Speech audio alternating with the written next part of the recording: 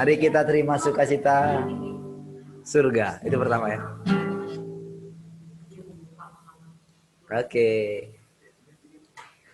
Terima sukacita surga, kekuatan bagi jiwa, dapat rasakan kasihnya di tengah badai yang bergelora. Terima sukacita surga, itulah kekuatan bagi jiwa, dapat saksikan kuasanya, taklukan badai yang bergelora. Haleluya, kau ada dalam hatiku, takkan patah semangatku, takkan hilang kekuatanku. Haleluya, kau angkat sorak bagiku, sukacita surga nyata penuhi. Dari awal, terima sukacita surga, itulah kekuatan bagi jiwa, dapat rasakan kasihnya di tengah badai yang bergelora.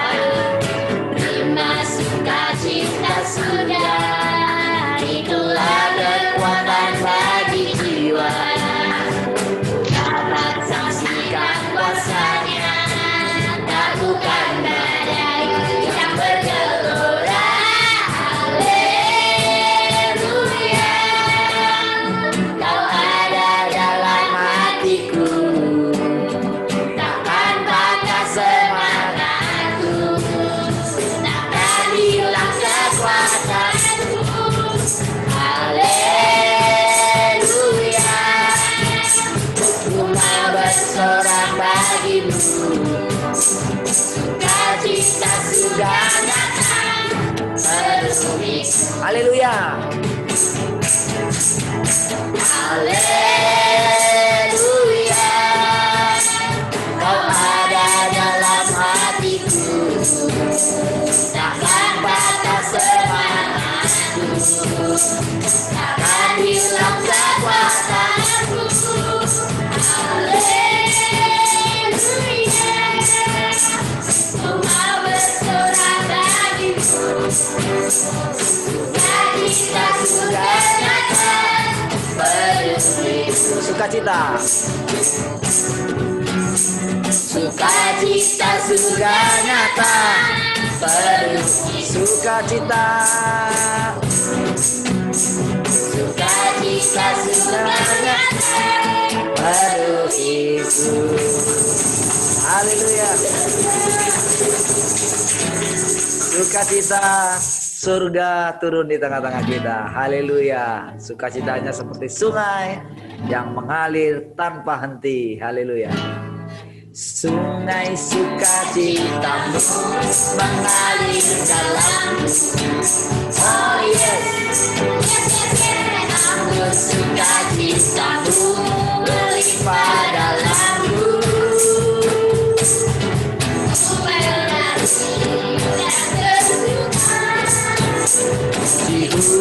Di setiap waktu, sebab sungai sukacitamu ada dalam.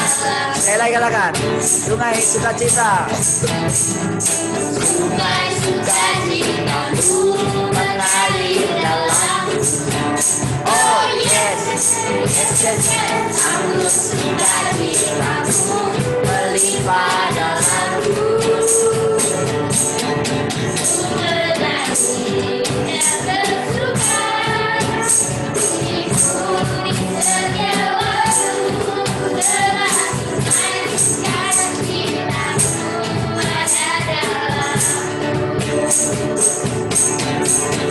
Mengalir bersamamu, bersuka di dalamku, mengikuti Tuhan dalam kegerakanku.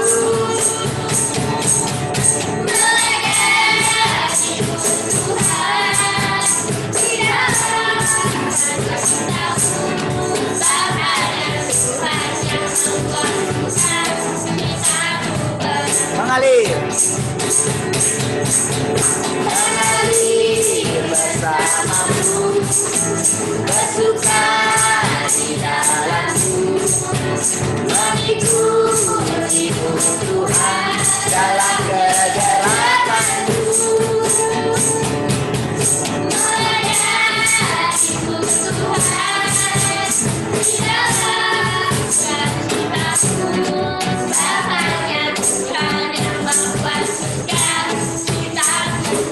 Sebab hanya Tuhan.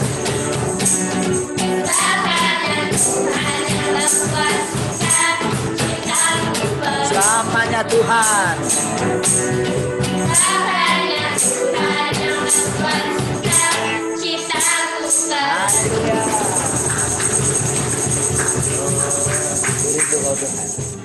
Baik, puji Tuhan. Kiranya sukacita surga memenuhi hati kita semuanya. Haleluya. Apapun yang terjadi tidak menyurutkan sukacita kita bersama dengan Tuhan. Haleluya. Ku rindu Kau Tuhan, lebih dari segalanya.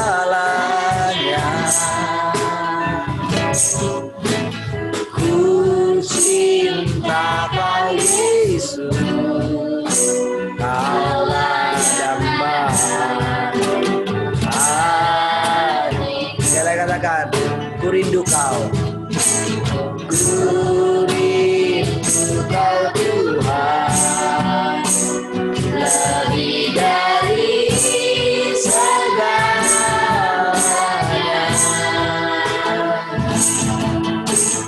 Ku cinta Kau Yesus, Kaulah dambaan.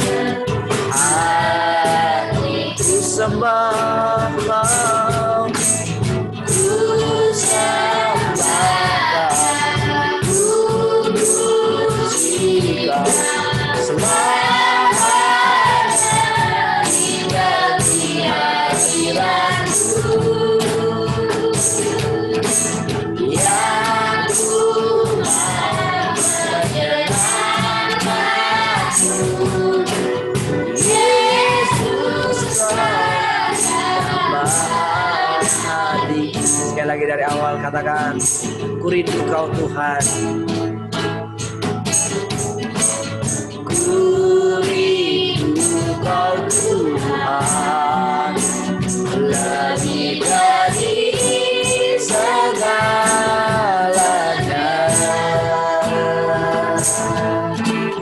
Ku cinta Kau Yesus, Kaulah dambaan.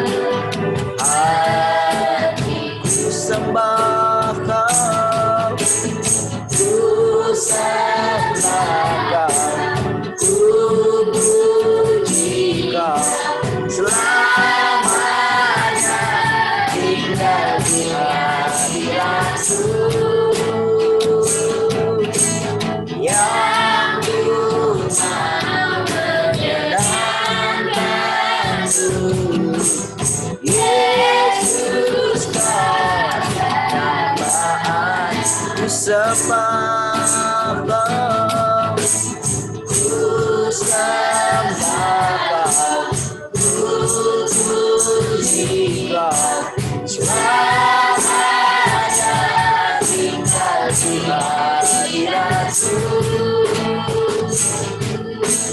Yang ku mau menyenangkanmu, Yesus Kau dambaan.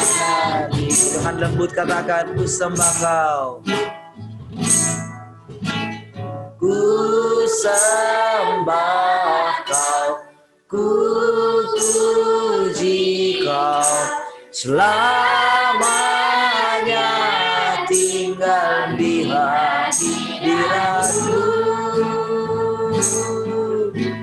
Yang ku mau menyenangkanmu, Yesus Kau dambaan.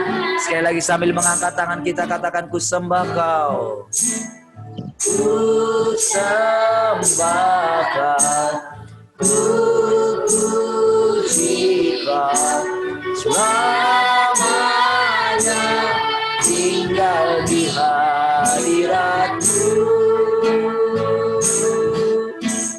yang ku mau menyenangkan-Mu.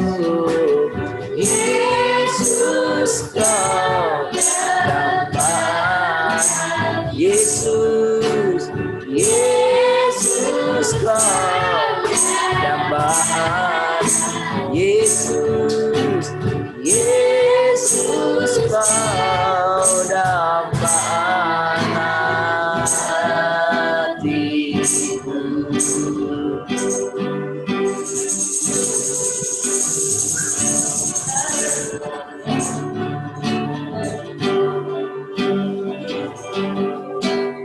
Haleluya, kami merindukan-Mu lebih dari segalanya. Hadirat-Mu menyembuhkan, memulihkan, kedamaian.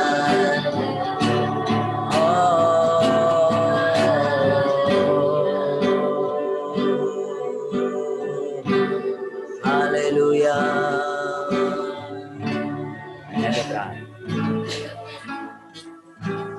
Engkau Allahku, rasa tenang hatiku, kau sertai jalanku sepanjang hidupku.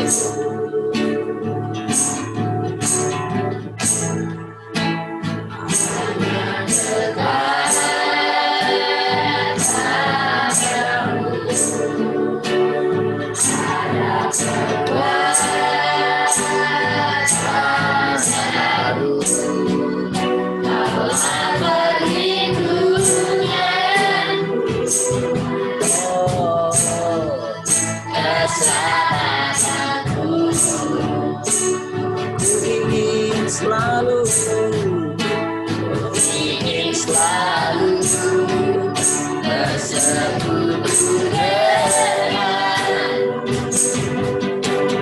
nikmati hadirat-Mu, biarkan Roh-Mu tinggal dalam hidupku, ku indah bersamamu selamanya.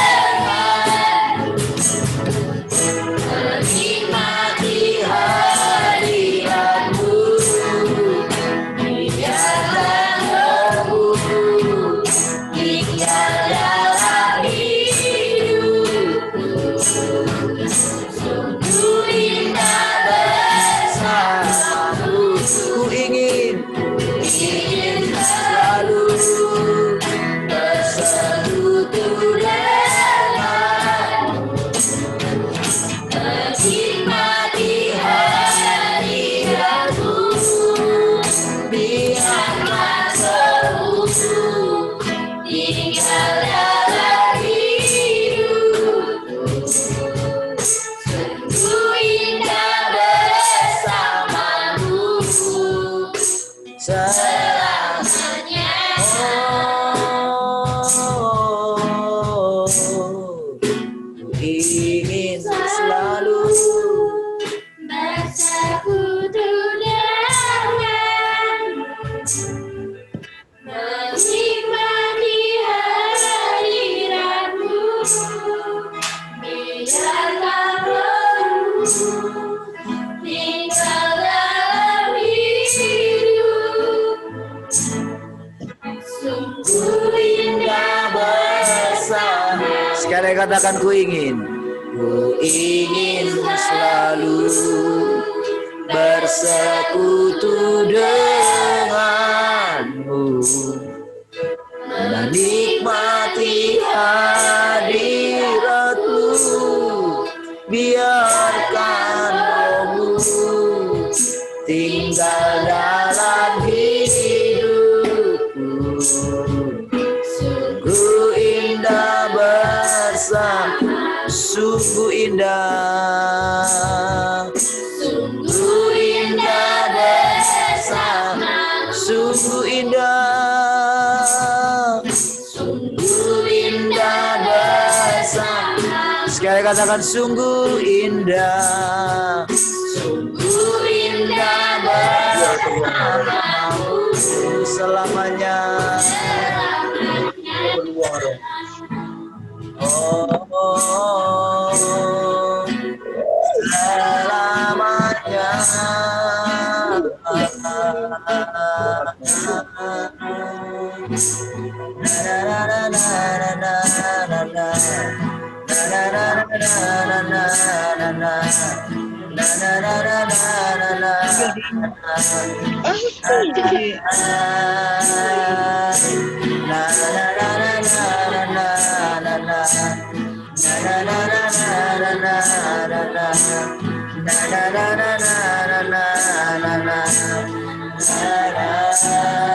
selamanya.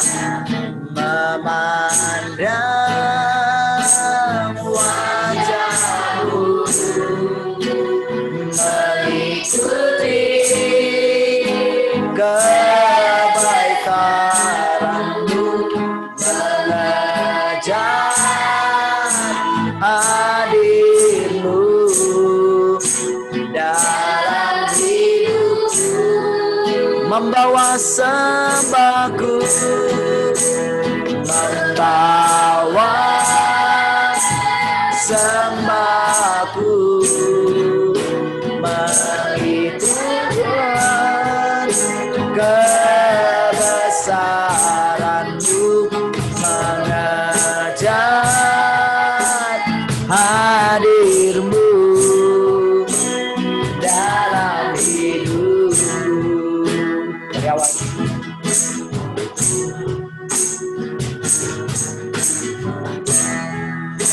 Dekat padamu, itu rinduku. Oh, setiap katamu kau pun menunggu.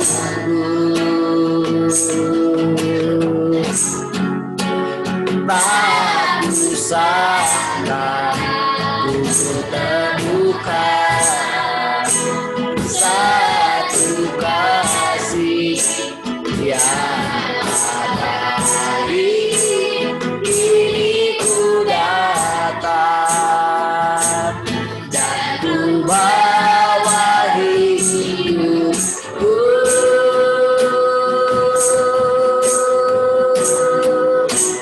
memandang wajahmu,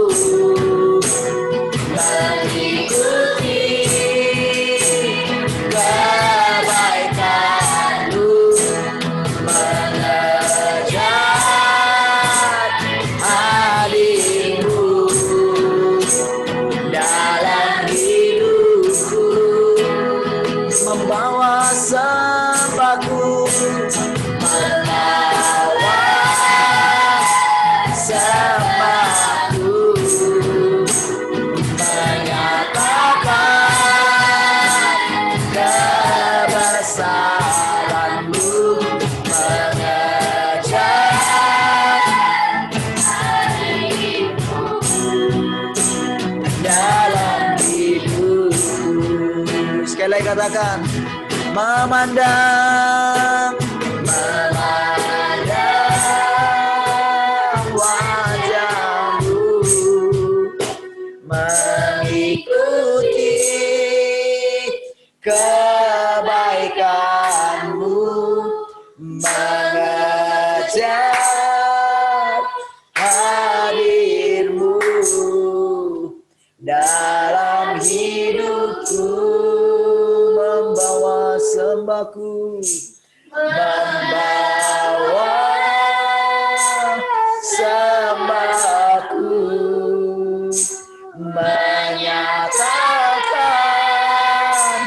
kebesaranmu, mengajar hadirmu dalam hidupku.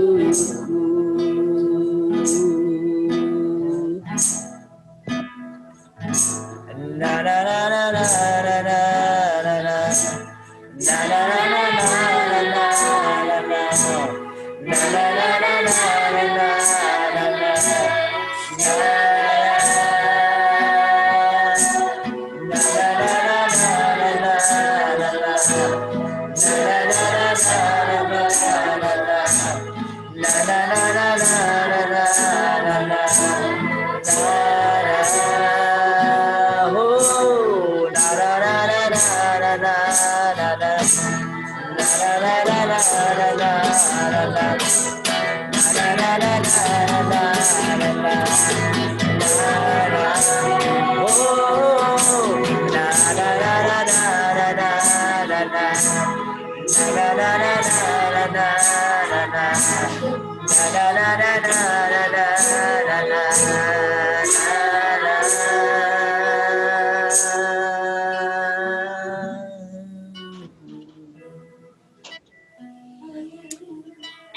Oh, terima kasih Bapak Surgawi, kami bersyukur malam hari ini.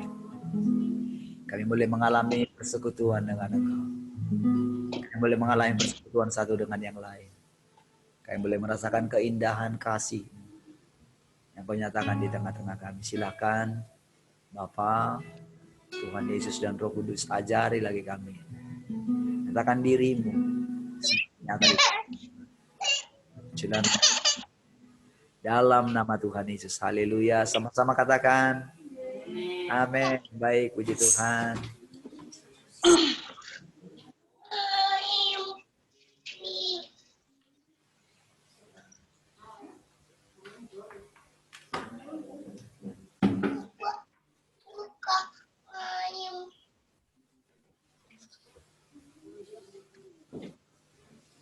Haleluya. Shalom semua. Gimana kabarnya malam hari ini? Shalom. Pak Lunggu muncul di Zoom. Haleluya. Ya, di radio ada 6 ya. Boleh absen yang di radio, siapa saja? Yang tadi absen hanya Mama Alexa, yang lain belum absen ya. Haleluya.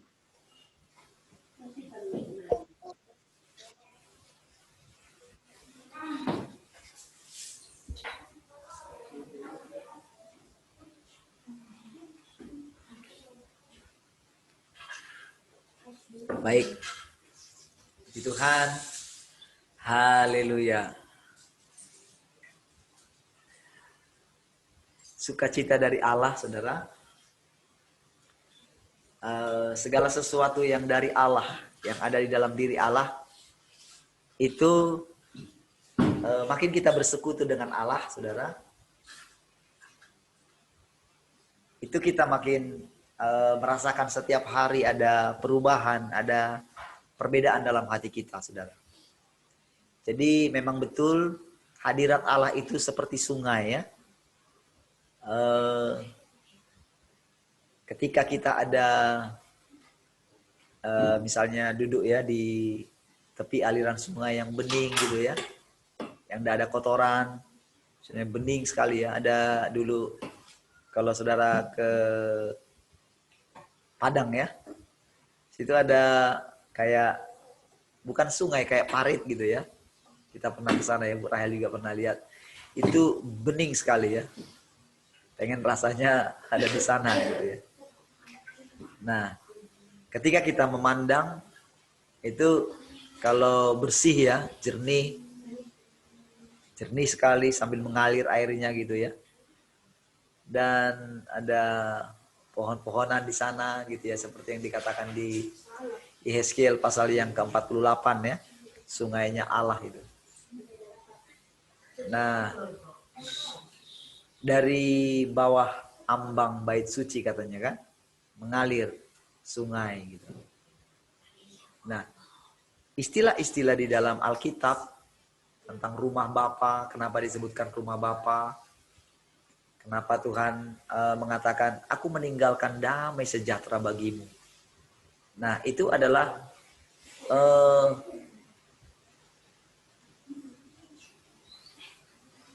hal-hal yang kita alami di dunia yang akan datang. Jadi, hal-hal itu sebetulnya lebih tepatnya itu adalah yang bisa itu sebetulnya adalah bahasa untuk jiwa sebetulnya ya. Bahasa untuk jiwa kita. Ketenangan, kedamaian, kebahagiaan. Istilah yang ada yang kosong di dalam hati kita. Ya. Nah, si jahat diizinkan juga memberikan sesuatu sebagai perbandingan gitu.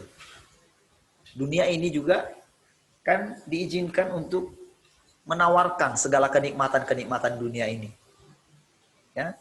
Tetapi pada akhirnya setiap orang akan disadarkan bahwa semua kebahagiaan dunia ini sifatnya semu. Jadi kenapa orang menderita di alam roh setelah dia meninggal itu karena pencarian-pencariannya selama hidup dulu di muka bumi adalah hal-hal yang akan binasa. Jadi istilah binasa itu sebetulnya adalah tidak berlaku lagi, tidak diingat lagi. Istilah binasa itu adalah sia-sia. Ya, jadi ketika istilah juga Babel itu diruntuhkan, jadi dunia ini dengan segala sistemnya gitu, itu membuat orang bisa hidup terus gitu. Dengan pencapaian-pencapaian. Jadi ada juga yang namanya hidup versi dunia gitu.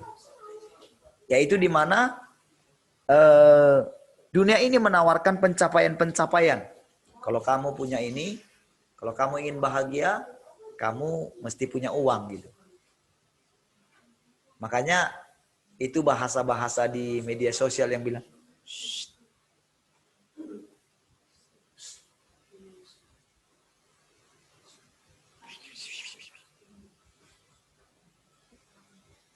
bahasa-bahasa di media sosial kadang-kadang itu memang langsung melawan firman Tuhan gitu.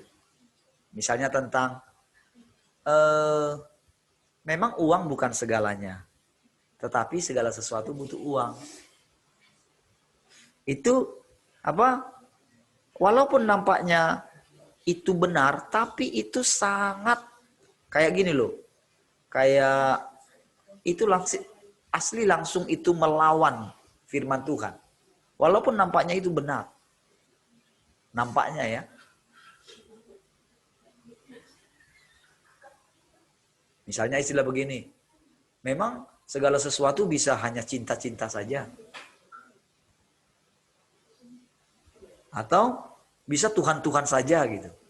Oh itu sangat ini loh sudah sangat seolah-olah Tuhan itu terpisah daripada segala kebutuhan kita gitu. Seolah-olah kalau kita punya Tuhan saja, yang lain gak mengikuti gitu. Nah, jadi sebetulnya itu adalah bahasa-bahasa dunia ini yang sebetulnya itu adalah sungut-sungut yang dulu pernah sangat melukai hati Tuhan gitu. Sungut-sungut Israel itu sangat melukai hati Tuhan. Nah, jadi dengan istilah-istilah itu, jadi ketika Tuhan berkali-kali bilang ke saya, sampai kapan kamu terus begini? Ketidakpercayaan kita, saudara. Padahal kita sudah melihat mujizat Tuhan, kita sudah melihat pertolongan Tuhan, kita sudah melihat bagaimana perjalanan kita sejauh ini. Ya, perjalanan kita sejauh ini. Tetapi kita masih pengen ke belakang gitu. Ya, oleh karena pengalaman-pengalaman mungkin ketika dalam perjalanan kita itu mengalami satu hal yang membuat kita itu sepertinya tidak merasakan Tuhan. Jadi sebetulnya saudara, Tuhan itu selalu bekerja di dalam kita.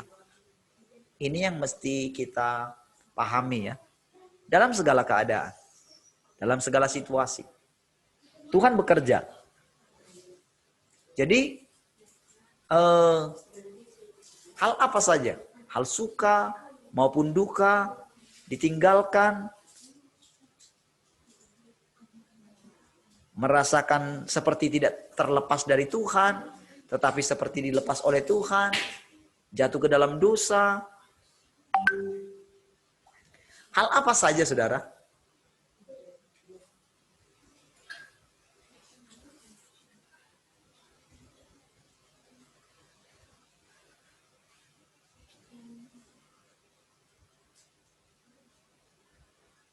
Jadi setiap hal-hal ini, saudara, itu adalah pekerjaan Tuhan di dalam kita. Ya, jadi dalam segala hal, Tuhan ingin melihat apakah kita sudah layak untuk masuk kepada kehidupan yang akan datang. Jadi sebetulnya, saudara, Allah itu sudah, kalau kita lihat di dalam kitab Ibrani, coba kita lihat sebentar ya. Mungkin kita ulangi sedikit kitab Ibrani pasal yang ke-12 itu ya.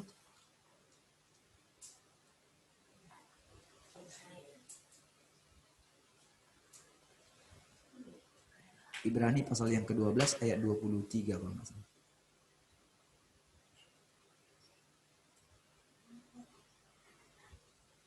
Ya.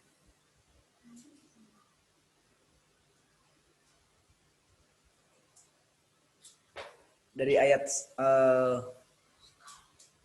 18 ya. Tanggung jawab yang berat.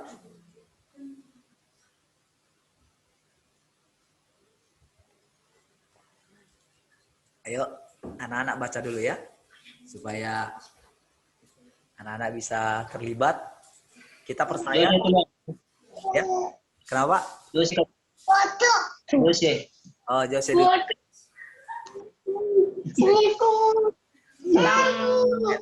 Tanggung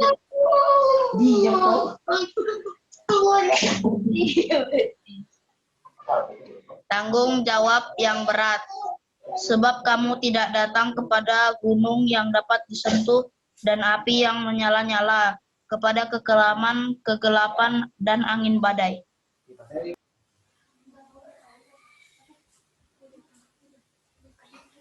Sembilan belas.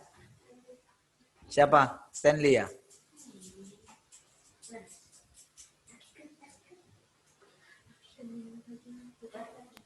Ini sih. 19 Stanley. Kepada bunyi sangkala dan bunyi suara yang sangkakala dan bunyi suara yang membuat mereka yang mendengarkan memohon supaya jangan lagi berbicara kepada mereka. Oke, sekarang ayat 20. Siapa? Miguel. Miguel baru Michel. Ayat 20.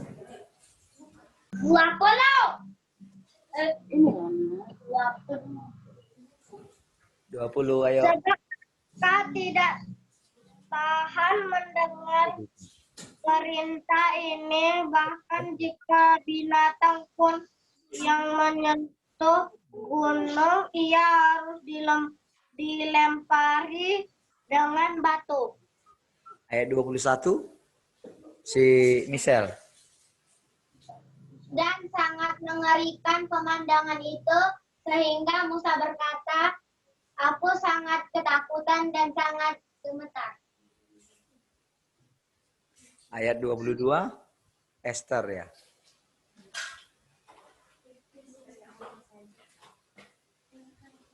Oke. Ibrani berapa? 12. Ayat 20.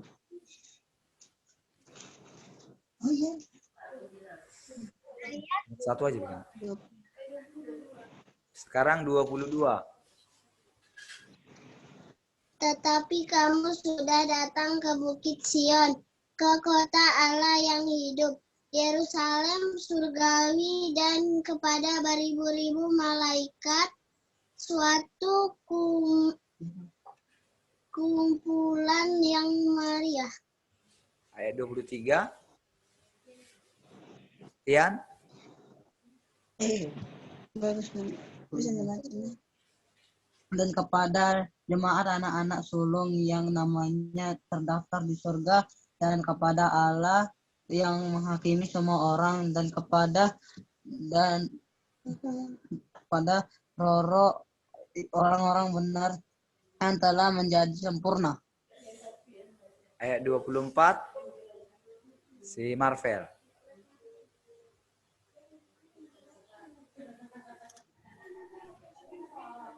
Dan kepada Yesus, pengantara perjanjian baru, dan kepada darah pembercikan yang berbicara lebih kuat daripada darah Habel.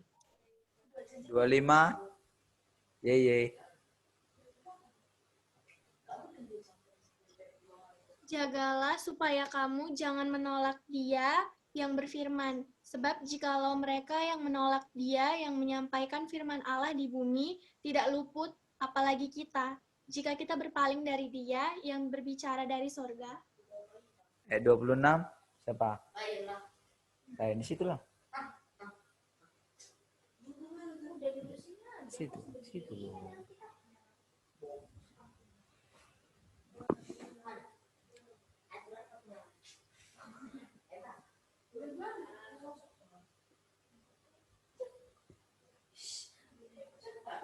Waktu itu suaranya menggoncangkan bumi, tetapi sekarang ia memberikan janji, satu kali lagi aku akan menggoncangkan bukan hanya bumi saja, melainkan langit juga. Amin. 27. Ayo. Ungkapan satu kali lagi menunjuk kepada perubahan pada apa yang dapat digoncangkan, karena ia dijadikan supaya tinggal tetap apa yang tidak tergoncangkan. 28. Terakhir. 29. Jadi karena kita menerima kerajaan yang tidak tergoncangkan, marilah kita mengucap syukur dan beribadah kepada Allah menurut cara yang berkenan kepadanya dengan hormat dan takut. 29. Sebab Allah kita adalah api yang menghanguskan. Oke. Tolong kipasnya kasih ke sana. Ya, udah hilang itunya, panas. Baik. Mari kita perhatikan saudara. Nah, ini sebetulnya adalah dua keadaan yang berbeda ya. Ini adalah pekerjaan Allah yang berbeda. Nah, kalau di yang pertama itu kan sebab kamu tidak datang katanya. Kamu tidak datang kepada gunung yang dapat disentuh. Jadi yang datang dan api yang menyala-nyala. Kepada kekelaman, kegelapan, dan angin badai itu adalah ketika pertama kali bangsa Israel itu dipilih oleh Tuhan gitu. Jadi Allah menunjukkan dirinya sebagai pribadi yang sangat tegas, sangat kudus. Gitu ya. Karena ingin mendapatkan daripada umat itu adalah takut akan Tuhan dan hormat akan Tuhan. Nah, kepada bunyi sangkakala dan bunyi suara yang membuat mereka yang mendengarnya memohon supaya jangan lagi berbicara kepada mereka. sebab mereka tidak tahan mendengar perintah ini. Bahkan jika binatang pun yang menyentuh gunung, ia harus dilempari dengan batu. Jadi perintahnya adalah kalau ada sampai binatang lewat situ aja, jadi dombanya siapa yang lagi cari makan dekat-dekat situ, tanpa sengaja melintas di tali yang dibuat misalnya gitu ya, itu langsung mati gitu. Sampai seperti itu. Itulah mereka yang melihat kehadiran Tuhan yang hadir secara fisik.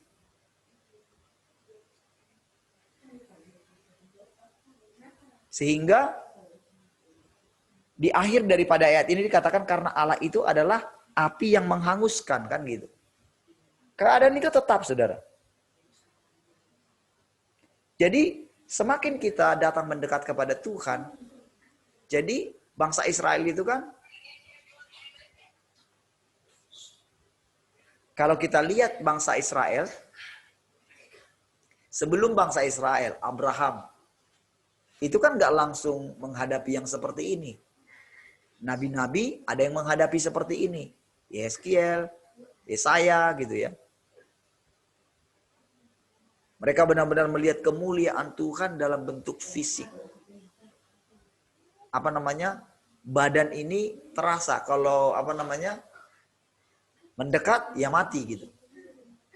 Jadi pandangan orang Yahudi pada waktu itu adalah Allah itu kalau berjumpa dengan Allah atau dengan malaikatnya Allah itu pasti mati gitu.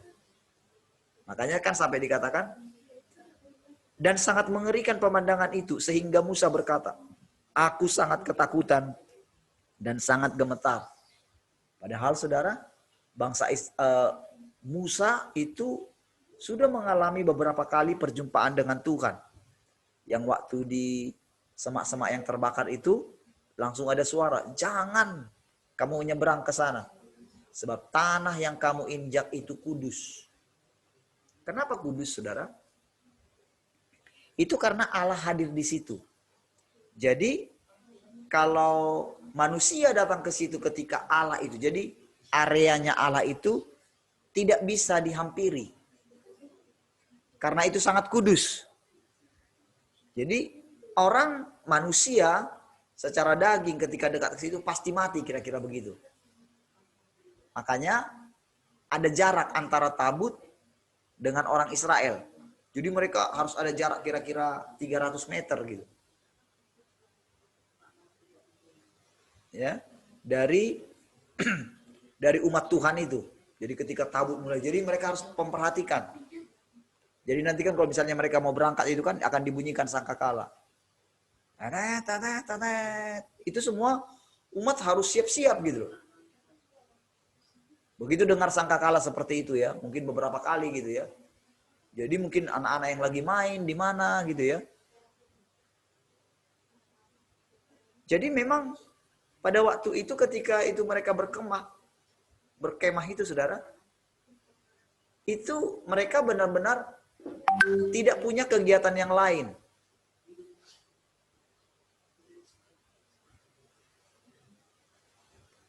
Dia tidak punya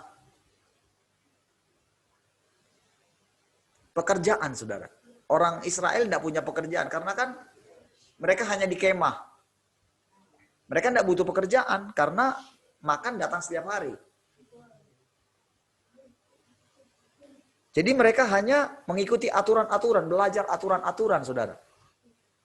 Nah pasti saudara orang-orang yang masih dulu bekerja, punya, kan ketika mereka ada di Mesir juga kan, mereka itu juga ada yang ditempatkan, posisi-posisi juga gitu.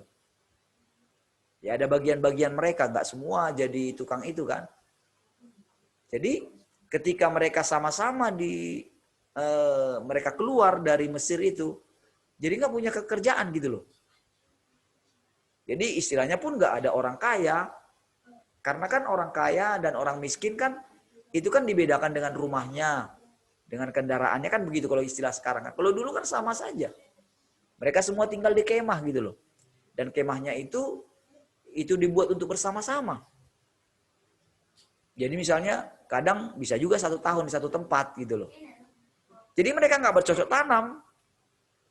Mereka bercocok tanam itu baru di tanah Kanaan. Di situ tidak. Mereka benar-benar sepenuhnya dipelihara oleh Tuhan gitu loh. Dari aturan-aturan gitu. Jadi mereka juga punya keturunan di sana. Jadi bisa lebih dari setahun, kadang 2 tahun. Bayangkan 40 tahun. Itu kan satu generasi.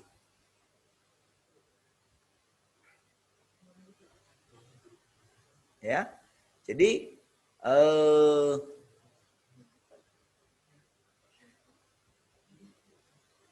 itu di situ mereka, saudara, mengalami perjumpaan dengan Tuhan nyata sekali gitu loh. Makanya ada tanah terbelah, gitu kan? Itu sangat nyata sekali. Bagaimana benar-benar ditelan, bukan seperti sekarang.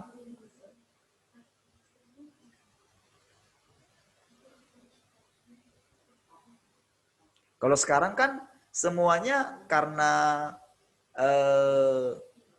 teknologi bisa membuat semuanya, atau bisa membuat perlindungan, bisa membuat alarm tsunami, bisa menunjukkan tentang tanda-tanda gempa, berapa magnitudo dia gitu ya. Jadi setiap hal-hal yang terjadi di dunia ini, tanda-tanda kedatangan Tuhan, itu sudah dianggap biasa. Karena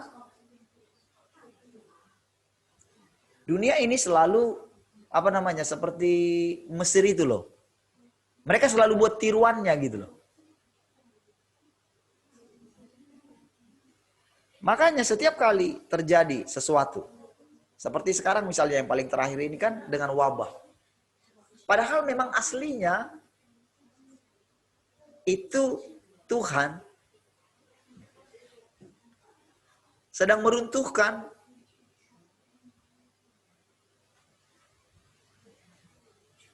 organisasi gereja dunia ini. Dan sedang membuat satu perbedaan. Mana yang benar? Mana yang sungguh-sungguh? Mana yang sekedar organisasi? Namun saudara, dunia ini atau si jahat itu membuat seolah-olah itu menjadi plandemi.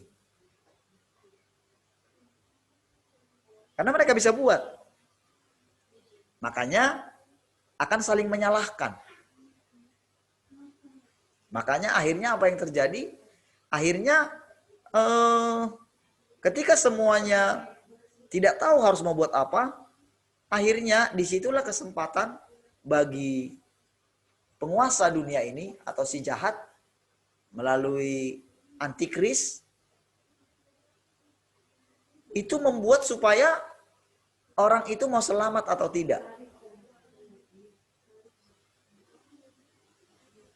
Nah, dibuatlah menjadi plandemi gitu. Tadinya memang wabah, namanya wabah itu nggak pernah berbicara mengenai itu buatan manusia. Jadi orang-orang kan menyalahkan. Lihat saudara awal-awalnya, semua orang nuduh Cina kan? Ketika baru pertama muncul, inilah itulah gitu ya. Padahal sampai sekarang jadinya enggak ada. Mencoba mencari kambing hitam gitu. Jadi sebetulnya aslinya Tuhan, tapi Firaun dan tukang-tukang sihirnya selalu membuat tiruan-tiruan. Nah, itulah yang terjadi, saudara. Terjadi dengan dunia ini sama seperti benar-benar Firaun itu memang mau dihabiskan oleh Tuhan. Jadi Mesir itu melambangkan Babel. Melambangkan dunia juga. Nah, jadi saudara, seolah-olah sekarang Tuhan sedang mengeraskan hati dunia ini. Hati penguasa dunia ini, siapapun mereka. Jadi, mereka masih mengeluarkan Mereka masih mengeluarkan kemampuannya untuk bisa selamat.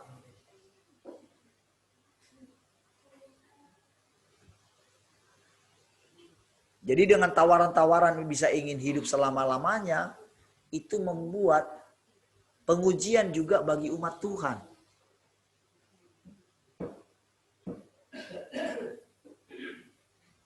Jadi memang benar-benar ini sedang seleksi untuk memasuki satu masa yang baru gitu loh.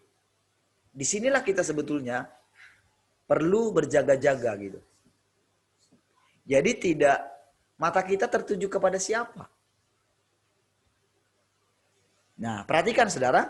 Jadi itu adalah pekerjaan Allah bagi orang Israel.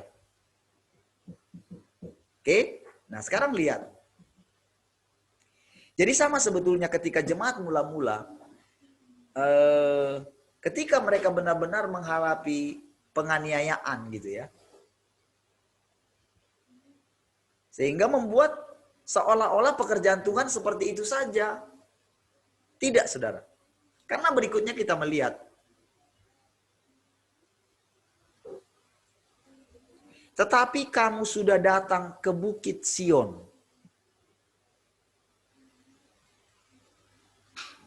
Semua kita dipanggil ke Bukit Sion. Jadi Bukit Sion itu adalah puncak keindahan. Kalau saudara baca Mazmur pasal 51 kan? Kamu telah datang ke Bukit Sion katanya. Coba kita lihat sebentar ya. Mazmur pasal yang ke-51.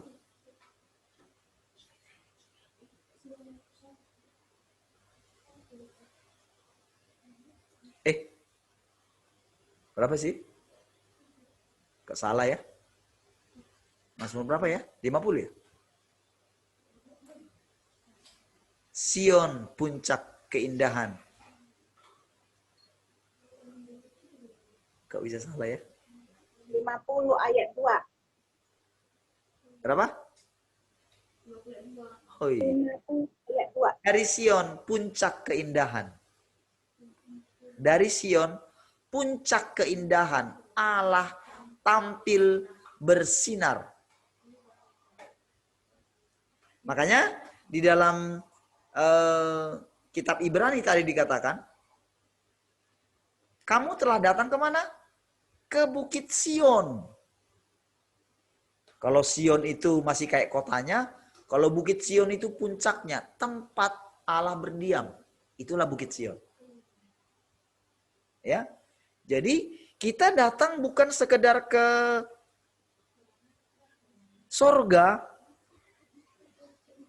Makanya Tuhan katakan, barang siap, akulah jalan, kebenaran dan hidup. Tidak ada seorang pun yang sampai kepada Bapa kalau tidak melalui aku. Jadi Yesus itu juga adalah pekerjaannya Allah.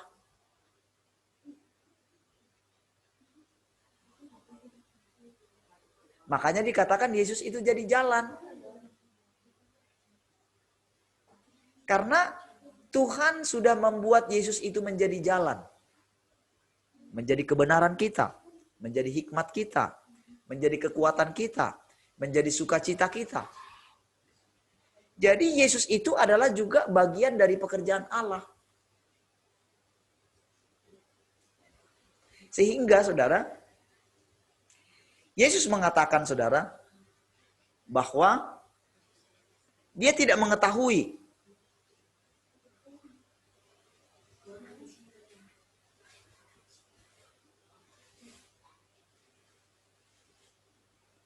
dikatakan di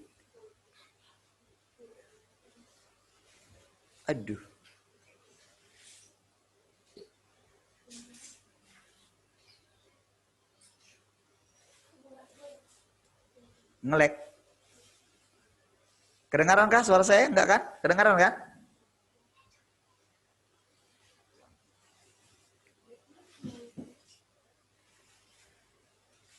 Dikatakan bahwa tentang kedatangan Tuhan saja, dikatakan bahwa dia sendiri pun tidak tahu. Anak manusia tidak tahu katanya. Jadi tahukah saudara, istilah anak manusia ini adalah Yesus menempatkan dirinya sebagai bagian dari ras manusia.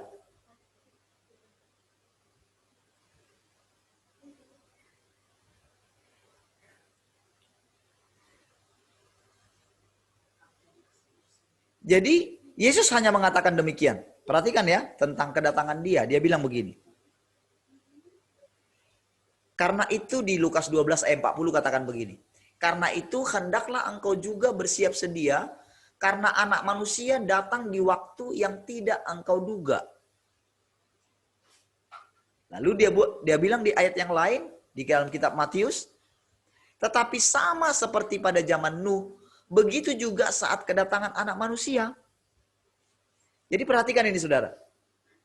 Yesus sebagai anak manusia itu adalah bagian dari pekerjaan Allah.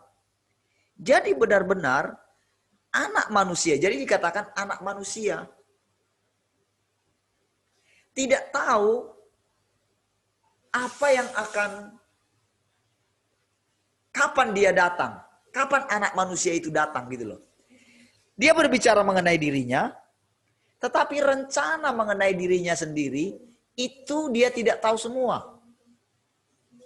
Makanya saudara, sekarang saudara sebetulnya kenapa orang berspekulasi tentang kedatangan Tuhan, tentang akhir zaman, itu sebetulnya hal yang sangat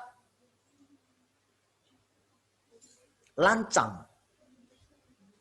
Orang berani menginterpretasikan Alkitab tentang kedatangan Tuhan begini, tentang begini, lalu mengatakan orang sesat gitu ya. Itu sebetulnya terlalu lancang. Karena Yesus sendiri mengatakan anak manusia tidak tahu. Pada waktu itu, ketika dia menjadi anak manusia tidak tahu. Jadi istilah anak manusia itu kita mesti bedakan dengan rohnya Tuhan. Jadi itu sebabnya Yesus ketika menjadi anak manusia, dia itu menanti-nantikan roh Tuhan yang ada di dalam dia, yang berbicara, yang memberitahu dia.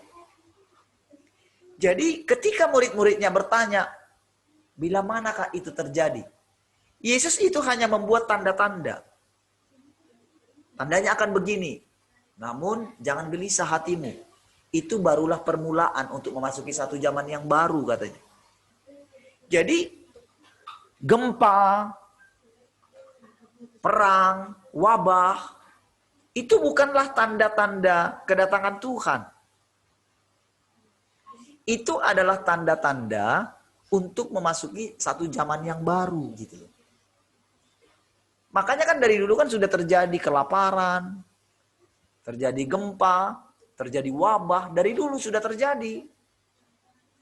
Jadi itu selalu berbicara mengenai pekerjaan-pekerjaan Allah yang dia lakukan, baik secara pribadi maupun secara bersama-sama. Namun, para sarjana akhir zaman itu selalu membuat itu menjadi tanda-tanda kedatangan Tuhan. Makanya selalu banyak orang tertipu. Misalnya seperti sekarang. Ketika ada yang nanya ke saya lagi gitu. Yang kemarin itu ya. Nanya, gimana kalau vaksin itu dipaksakan Pak? Bapak mau mengungsi ke hutan nggak katanya? Saya nggak jawab. Bukan saya nggak tahu jawab. Jangan memikirkan apa yang belum terjadi. Karena apa yang akan kita takutkan, itulah yang akan terjadi kepada kita. Tuhan sendiri bilang, jangan karang apa yang akan mau kamu jawab ketika orang menanyakan kamu. Tepat ketika kamu buka mulut, maka aku akan berbicara. Jadi, orang ketika mengetahui tentang akan begini, itu jadi kalang kabut gitu loh. Hei, orang yang tinggal dalam Tuhan tak ada kalang kabut. Nggak bisa kayak gitu.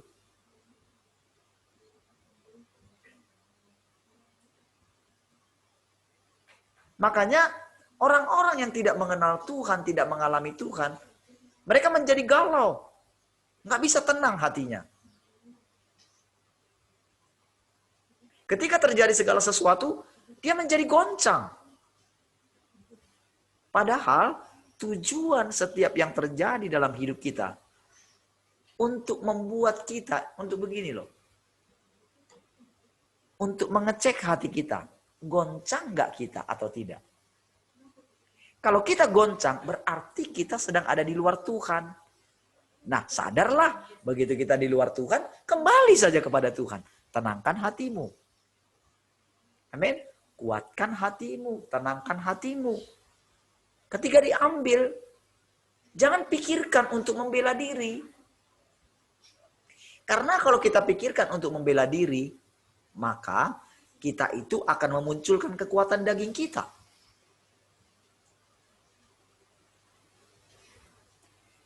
Jadi saudara, di tengah-tengah keadaan, segala keadaan yang terjadi, jangan pikirkan untuk membela dirimu. Jangan pikirkan untuk melarikan diri. Oh, nanti kalau ada terjadi kayak gini, oh aku harus begini. Bukan begitu.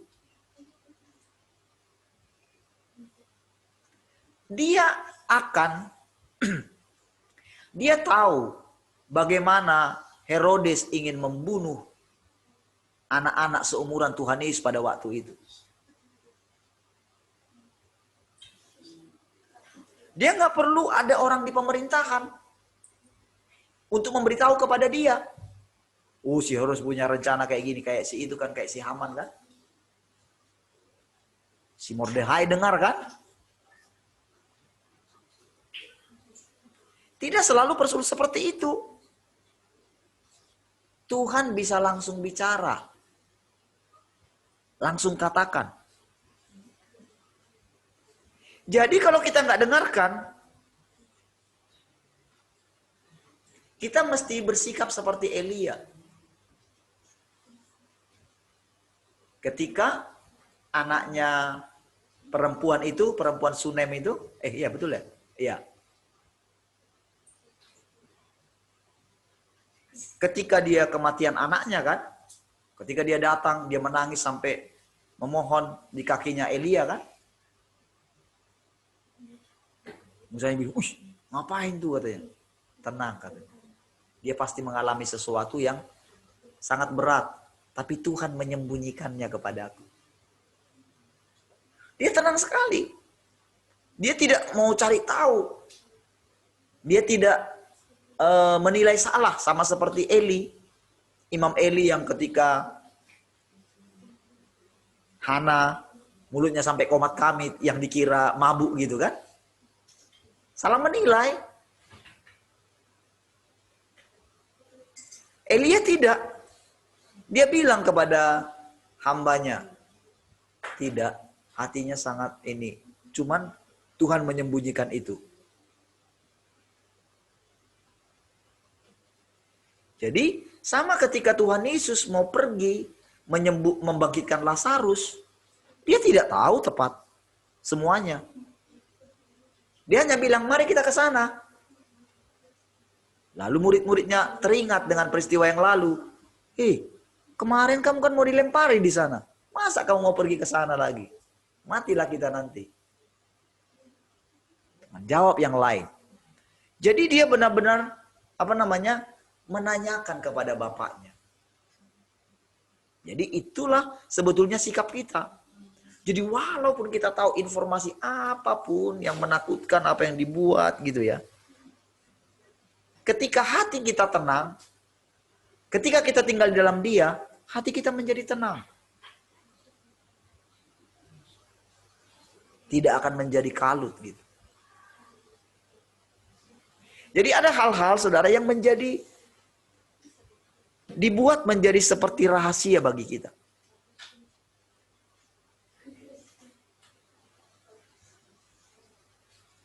Jadi ada kadang-kadang kita ketika kita mencari Tuhan, ada kejadian seperti ini. Kok Tuhan gak kasih tahu ya? Pengennya kita kan semua dikasih tahu. Kalau semua dikasih tahu, kita gak akan berkandung sama Tuhan. Kita tidak punya kerendahan hati untuk mencari Dia. Jadi ada hal-hal untuk membuat kita. Jadi ini pun pekerjaan Allah di dalam kita. Membuat kita itu merenung gitu loh. Kenapa ya Tuhan kayak gini ya? Kenapa engkau nggak bikin begini? Kenapa? Nah, pertanyaan-pertanyaan ini ketika kita dalam sikap rendah hati di hadapan Tuhan, maka dia akan menunjukkan kepada kita. Ya. Jadi ketika dia bilang sama seperti pada zaman Nuh, begitu juga saat kedatangan anak manusia. Orang kawin mengawinkan katanya.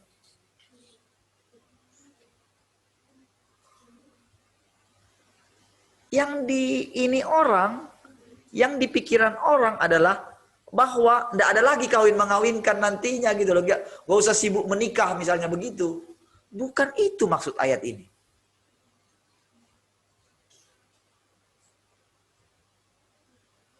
Maksud ayat ini adalah kejadiannya itu tidak terduga gitu loh.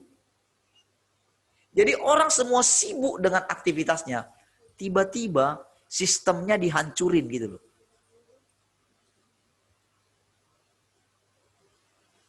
Itulah pengertian daripada ayat ini gitu.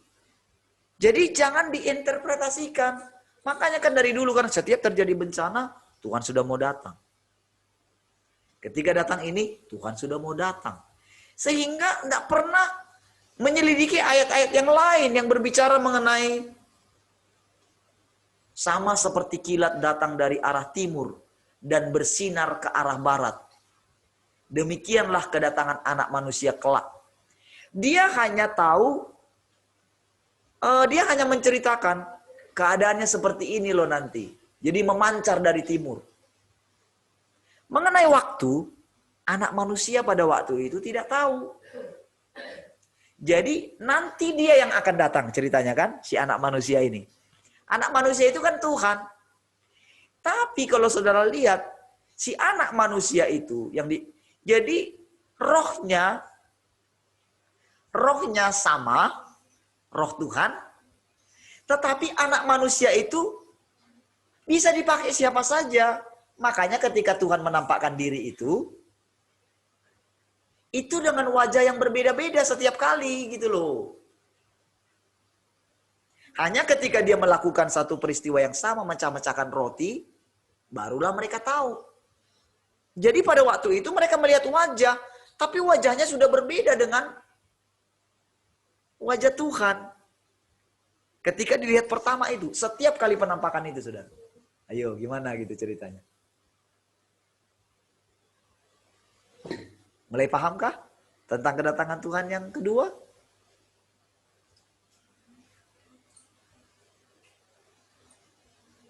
Jadi saudara, jadi Yesus menjadi pokoknya. Tapi mengenai anak manusia, sekarang itu bisa siapa saja. Makanya kita mesti punya sikap seperti orang-orang kudus gitu ya. Paulus mengatakan begini, setiap orang itu harus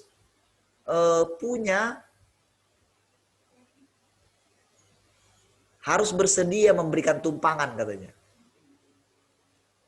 Tahukah saudara, ini adalah seperti orang perjanjian lama. Jadi orang-orang perjanjian lama seperti Abraham, Nuh, itu kalau ada misalnya yang datang gitu ya, jadi mereka langsung tahu, kayaknya ini utusan Tuhan. Wah, mereka itu harus siap mempersiapkan makanan. Jadi ingat ketika yang datang ke rumah Abraham itu kan singgah di kemahnya kan. Ketika dia lihat, wah cepat buat makanan supaya jangan sampai lari dia gitu. Jangan sampai pergi. Nah, kepada jemaat mula-mula juga mereka itu selalu dikatakan begini. Setiap orang itu harus memberikan tumpangan. Karena beberapa orang tidak sadar bahwa mereka sedang menjamu malaikatnya Tuhan. Jadi pada waktu itu malaikat bisa menyamar menjadi manusia gitu. Jadi kalau orang itu benar-benar bersiap-siap gitu, mereka tidak akan dilewatkan oleh Tuhan gitu loh. Makanya ketika Tuhan katakan kepada Sakeus, Sakeus turunlah. Karena aku mau ke rumahmu, katanya. Wah, itu saudara benar-benar. Karena orang-orang ini tahu tentang cerita-cerita yang ada dalam Alkitab.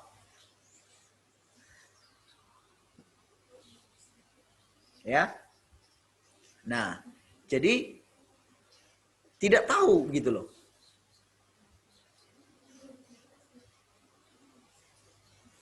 Di dalam kitab Lukas dikatakan begini. Lukas 17 ayat 24 sampai 25. Karena sama seperti kilat yang memancar dari satu bagian di bawah langit, bersinar sampai ke bagian lain di bawah langit. Demikianlah juga anak manusia saat hari kedatangannya tiba. Tetapi pertama-tama dia harus mengalami berbagai penderitaan dan ditolak oleh generasi ini.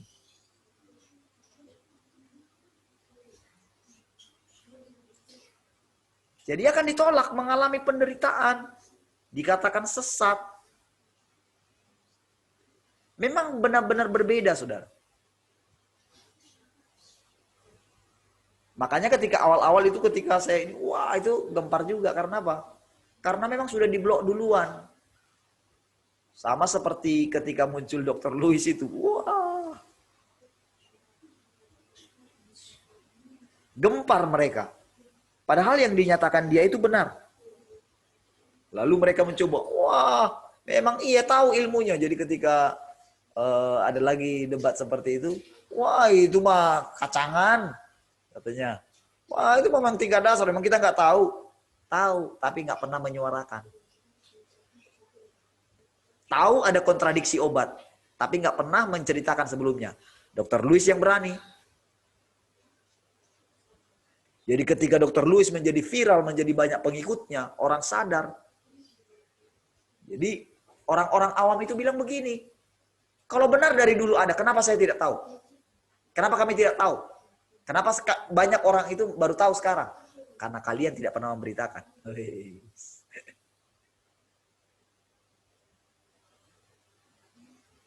Sekarang kan orang disadarkan kan semua kan orang awam kan manggut-manggut. Ada benarnya juga ya. Lalu mereka menceritakan, oh itu mah memang ada dari dulu, memang kontra ini obat yang satu dengan yang lain memang ada. Wah mereka bisa jelaskan memang.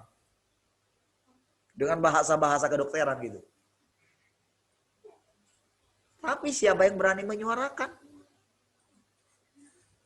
Ketika dia berani menyuarakan, langsung dia dicap semua. Nah, kira-kira seperti itulah tampilannya kita. Jadi saudara, orang yang menghindar pun dari vaksin itu, kalau kita lihat, ya memang bisa dengan kekuatan. Itu enggak memahami bahwa itu adalah pekerjaan Allah gitu loh. Seolah-olah kalau lari gitu bisa gimana gitu kan.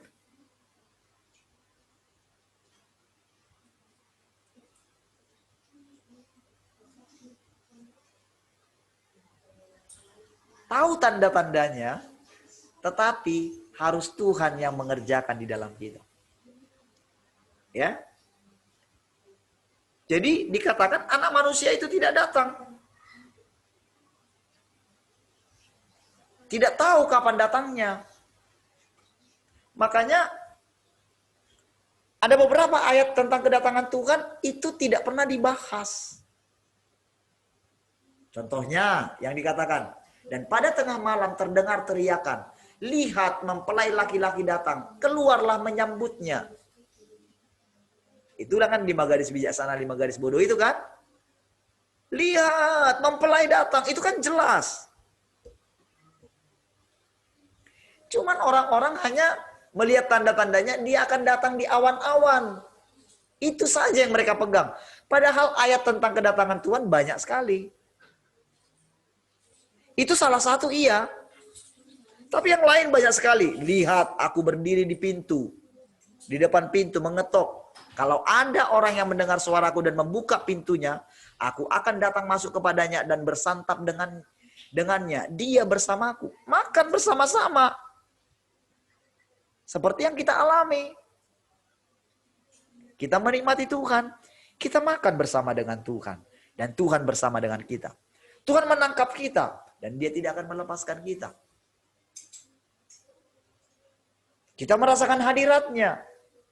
Dan lain sebagainya. Kita diizinkan mengalami seperti kengerian. Saya sampai tidak tahu. Makanya benar kata Pak Nanser. Waduh, gimana ya katanya. Sempat gentar juga. Jangan-jangan mau mundur juga gitu ya.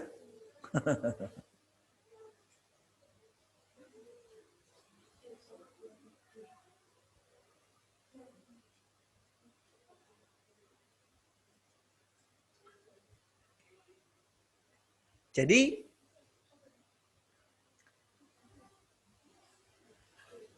ada beberapa ayat yang mengatakan, lihatlah aku berdiri di pintu dan mengetuk. Lalu ketika Yohanes melihat Tuhan, kan dia bilang begini. Kemudian aku berbalik untuk melihat suara yang berbicara denganku. Dan ketika berpaling, aku melihat 7 kaki dian dari emas. Dan di tengah-tengah kaki dian itu ada seorang yang menyerupai anak manusia. Yang menyerupai anak manusia. Jadi jangan berpikir ini bahwa ini adalah Yesus atau wajah Yesus gitu loh. Yang dikatakan itu menyerupai anak manusia. Jadi jangan konotasi kalau dikatakan di situ anak manusia, lalu gambaran saudara, Yesus yang ada dulu.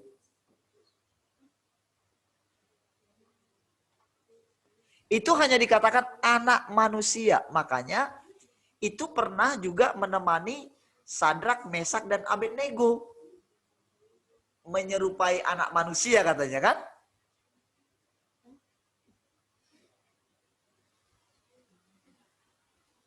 Tapi wajahnya bersinar. Yang ketika ada di dapur perapian itu loh. Kan ada 4 kan yang dilihat kan. Sementara kan 3 kan. Ada 1 lagi. Yang menyerupai anak manusia katanya. Jadi di situ Yesaya juga disebut. Atau Yehezkiel juga disebut anak manusia. Hai anak manusia katanya. Jadi ayat yang mengatakan ini, jadi aku melihat ada seorang yang menyerupai anak manusia berpakaian jubah sampai ke kaki dan mengenakan ikat pinggang dari emas, kepala dan rambutnya seperti bulu domba, putih seperti salju dan matanya seperti nyala api dan kakinya seperti tembaga mengkilap seakan-akan membara dalam perapian dan suaranya bagaikan gemuruh air bah dan di tangan kanannya ada 7 bintang dan dari mulutnya keluar sebilah pedang tajam bermata 2 dan wajahnya bercahaya bagaikan matahari yang bersinar dengan terik. Tahukah saudara maksudnya ini? Tuhan Yesus pernah berkata di dalam Yohanes pasal 6. Coba kita lihat. Yohanes pasal 6. Yohanes pasal 6 ayat yang ke-50 berapa saya lupa. Kira-kira 50-an lah. Atau menjelang 61 kayak. Lihat ayat 60 dari 61 ya.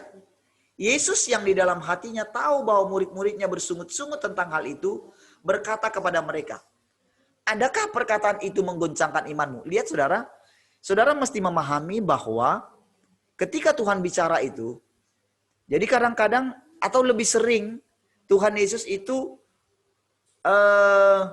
memanifestasikan roh Tuhan yang ada di dalam dia. Sama seperti ketika dia tanya, menurut kamu siapakah aku ini? Lalu tiba-tiba Petrus bicara, engkau adalah Mesias, anak Allah yang hidup. Lalu Yesus mengatakan, bukan kamu yang mengatakan itu, tetapi Bapakku yang di sorga. Kenapa dia berani bisa mengatakan seperti itu? Karena Yesus sering sekali mengalami hal seperti itu. Jadi bukan dia yang berkata-kata. Jadi lebih tepatnya begini, ketika Yesus hidup jadi dalam perendamannya selama 30 tahun, bahkan ketika dia berjaga-jaga, dia sampai begini, sampai si Yesusnya ini, saudara, manusia Yesus ini, sampai benar-benar dia terhilang di dalam Tuhan. Mengertikah maksud bahasa saya? Terhilang di dalam Tuhan. Yesus kehilangan identitasnya di dalam roh Tuhan yang ada dalam dia. Jadi identitas roh Tuhan lebih kuat daripada identitas manusia. Cukup jelaskah bahasa saya? Jadi Yesus terhilang. Jadi perkataan Yohanes itu juga yang mengatakan, aku makin berkurang, dia makin bertambah. Itu sebetulnya firman Tuhan yang mesti kita terapkan dalam hidup kita. Jadi roh Tuhan ini harus makin bertambah di dalam kita. Jadi kita makin berkurang. Artinya semakin hari kita semakin kehilangan jati diri kita. Karena kita terhilang di dalam dia. Lihat ya. Jadi lihat ini. Adakah perkataan itu menggoncangkan imanmu? Dan bagaimanakah jikalau kamu melihat anak manusia naik ke tempat di mana ia sebelumnya berada? Nah, jadi ketika dia mengatakan seperti itu, saudara, itu adalah firman Tuhan. Firman Yahweh yang ada di dalam dia. Jadi sampai-sampai, saudara, saking terhilangnya Yesus di dalam roh Yahweh itu, saudara. Jadi perkataannya itu menjadi perkataan-perkataan Tuhan saja. Nah, inilah juga targetnya Tuhan, roh Tuhan di dalam kita. Sehingga kehidupan nanti yang akan kita masuki adalah kehidupan firman. Firman itu menjadi hidup. Jadi Allah itu menjadi hidup di dalam kita. Wow. Jadi Yesuslah proyek pertama yang sangat luar biasa. Dialah puncak dari segala proyeknya Allah. Makanya dia mengatakan anak manusia, dia tidak mengatakan aku gitu kan. Karena apa? Karena anak manusia itu, jadi ketika Yesus mengatakan anak manusia, sebetulnya mereka sudah mengerti. Karena bahasa-bahasa seperti ini, itu mereka sudah tahu di dalam Taurat ada. Jadi saudara, semua tulisan-tulisan di dalam Taurat itu menjadi seperti hidup ketika Tuhan menyingkapkannya. Harusnya demikian, saudara. Jadi saudara bisa mendapatkan perbedaan dari yang saya jelaskan malam hari ini kalau saudara bandingkan dengan penjelasan orang lain. Saudara bisa bedakan. Nyata sekali. Siapa yang sedang berkata-kata kepada kita di sini? Jadi ketika Yesus bicara seperti ini, jadi Yesus bukan sedang membicarakan dirinya. Dia sedang membicarakan anak manusia. Itulah yang dinanti-nanti. Jadi di sini saudara benar-benar Yesus menempatkan dirinya sebagai hamba Tuhan. Jadi ketika dia jelaskan ini, jadi ketika dia bicara ini, dia tidak mengetahui apa yang akan terjadi, tapi roh itu mengucapkannya. Dan bisa jadi perkataan ini benar-benar juga membuat dia, begitu dia bicara ini, oh, begitukah? Kira-kira Yesus seperti itu. Jadi ketika dia mengucapkan perkataan ini, kan dia dengar gitu. Bahwa ternyata roh Yahweh yang mengucapkan itu. Wow. Jadi dia sabar sekali dengan pengelolaan Tuhan atas hidupnya dia. Sabar. Pengelolaan Bapa atas hidupnya dia. Saudara sudah mengerti ya kenapa dia menyebut Bapa ya? Karena roh yang lebih tinggi dari dia, kira-kira begitu. Nah, jadi bagaimanakah jikalau kamu melihat anak manusia naik di tempat di mana ia sebelumnya berada? Inilah yang tadi yang dilihat oleh Yohanes tadi. Yang di kitab Wahyu tadi, saudara. Yang di Wahyu pasal 1 ayat 12 sampai 16 itu menyerupai anak manusia berpakaian jubah sampai ke kaki. Jadi ingat saudara, ketika dia mengatakan anak manusia di sini, dia tidak mengingat lagi wajah Tuhan Yesus yang dulu. Bukan. Makanya kalau enggak dia akan mengatakan di sini wajah Tuhan kita yang dulu, yang wajah Yesus. Dia enggak mengucapkan seperti itu. Dia mengucapkan, dia menyerupai seperti anak manusia berpakaian jubah sampai ke kaki. Jadi pasti seperti itulah dulu gambaran Tuhan dulu. Tapi dia mengatakan anak manusia. Jadi saudara, kita bisa memahami ini bukan karena interpretasi. Para hamba Tuhan akan bisa menjelaskan semua ayat ini kata per kata. Tetapi ketika mau sampai kepada untuk yang selanjutnya, menerangkan yang selanjutnya, maka orang-orang atau para ahli-ahli Alkitab, mereka tidak bisa mengucapkan sesuatu yang pasti. Karena interpretasi, itu bahasa manusia, itu ilmu dunia yang mereka sedang gunakan.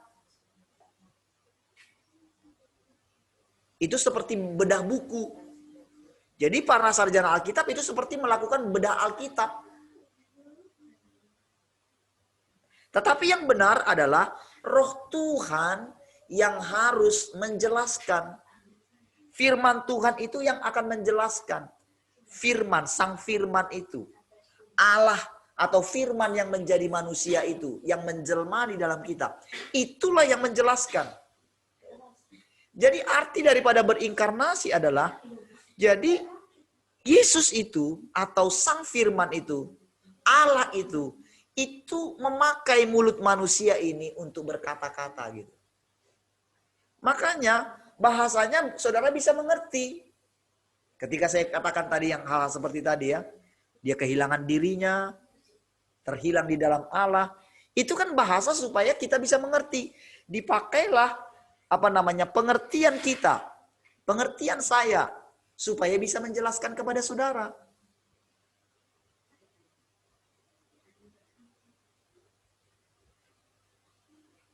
Makanya saudara, ketika ini dilihat oleh Yohanes, pasti dia merenungkan. Jadi makanya kata-katanya itu, saudara, kalau saudara dia kata-kata di dalam, dia memakai istilah anak manusia, itu luar biasa artinya. Sehingga saudara pun akan harus mengalami yang namanya terhilang di dalam dia. Karena kalau saudara tidak terhilang di dalam dia, maka suatu saat pasti bisa terulang lagi peristiwa Lucifer. Allah tidak mau terjadi peristiwa itu, makanya kerjanya hati-hati. Makanya dia harus strictly sekali. Dia tidak mau sedikit pun ada campuran daripada pekerjaan manusia. Api asing. Makanya ketika Nadab dan Abihu mempersembahkan api asing dibunuh, itu kan anak-anaknya Harun.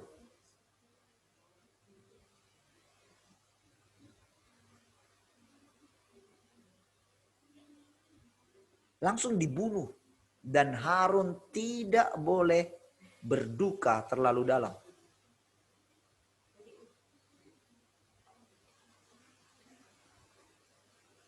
Dia tidak boleh memegang mayat anaknya. Itu berbicara mengenai kekudusan Tuhan. Jadi ini bukan berbicara mengenai, oh kok Tuhan itu kejam di perjanjian lama. Tidak begitu.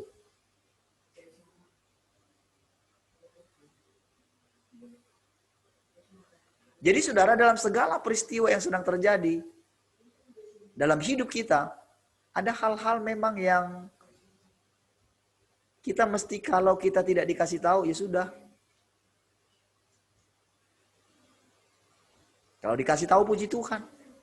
Bisa kita tanya juga, jangan menjadi pasif juga. Kita mesti tanya Tuhan, kenapa seperti ini Tuhan? Kenapa Engkau sembunyikan daripadaku Tuhan?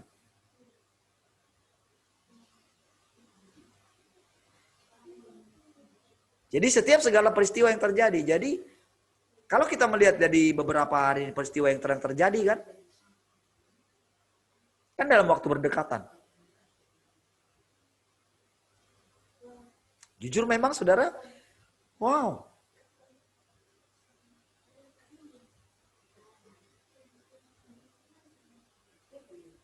Rasanya sebelum terjadi saudara, kita mungkin ya sudah. Rasain misalnya kayak gitu kan.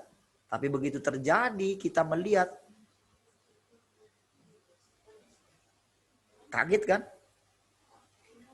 Dari kematian yang Ibu Elizabeth itu saya shock juga loh sebetulnya. Karena saya cukup strikely gitu. Jadi saya ngomong itu dengan tegas sekali gitu. Dikit pun saya nggak kasih kesempatan gitu, maksudnya gitu untuk bercurhat ria gitu. Benar-benar waktu itu tegas gitu. Kalau mau sembuh, dengarkan nanti malam. Supaya mendapatkan hidup. Itu benar, saudara.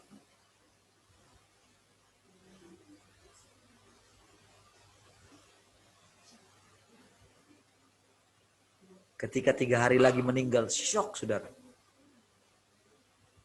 Lalu dibuat lagi peristiwa di mana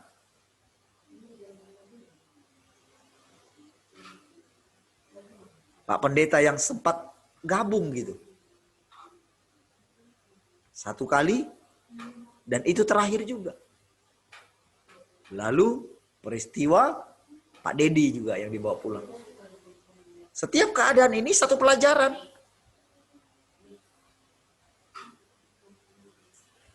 Saudara, keadaan ini membuat kita, kalau tadinya kan kita masih berpikir hidup selamanya. Seolah-olah kita berpikir kalau kita katakan semua orang bisa menjadi hidup selamanya. Tidak semua orang dipilih untuk hidup selamanya. Ini semua berbicara mengenai pekerjaan Tuhan, pilihan Tuhan, bukan pilihan kita. Bukan kamu yang milih aku, tapi aku yang milih kamu, kata Tuhan.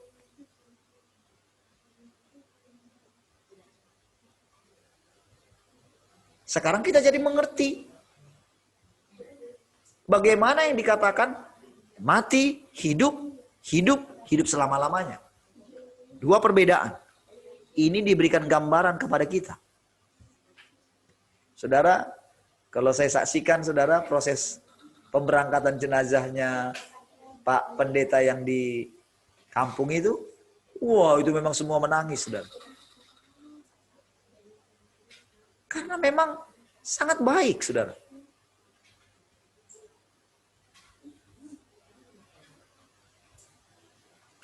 Oh, lihat semua itu penuh itu gereja. Wah, nangis semua.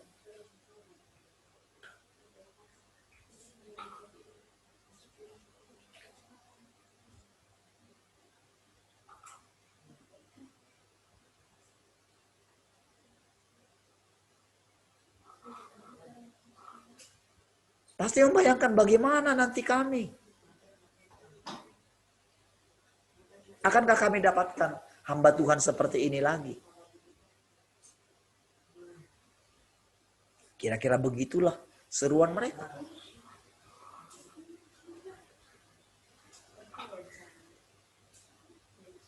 Terjadi lagi dengan yang kita juga. Walaupun sudah lama nggak bersama-sama dengan kita. Ketika tadi kita bersekutu ya, sama-sama kita boleh merasakan kehadiran Allah. Kita boleh menghibur keluarga yang ditinggalkan. Tapi terlebih, Tuhan sedang menyingkapkan sesuatu di tengah-tengah kita.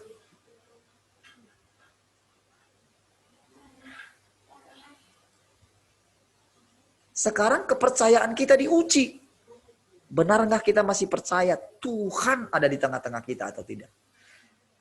Dan di satu sisi, Tuhan benar-benar menyatakan kekudusannya di tengah-tengah kita. Artinya, menghasilkan takut akan Tuhankah segala peristiwa yang sedang terjadi di depan mata kita, berturut-turut. Jadi Tuhan panggil juga anaknya Pak Jayadi, Esther.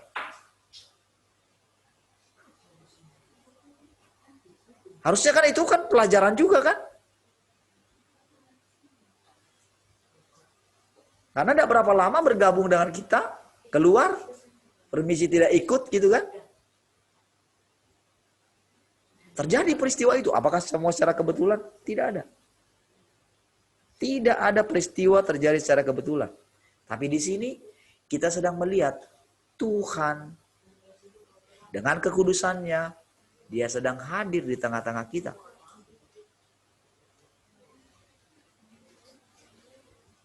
Dan ingat, tidak ada kita manusia yang bisa membenarkan diri dengan keadaan ini. Segala peristiwa ini bisa terjadi dengan kita. So, milikilah kegentaran, karena Dia adalah api yang menghanguskan. Ingat nanti setiap perkataan ini, saudara. Kita tidak tahu apa yang terjadi besok. Yang terjadi lusa kita tidak tahu. Yang bisa kita lakukan adalah begini. Kita berjaga-jaga. Karena kita tidak tahu kapan Tuhan datang. Menyatakan dirinya dalam kita.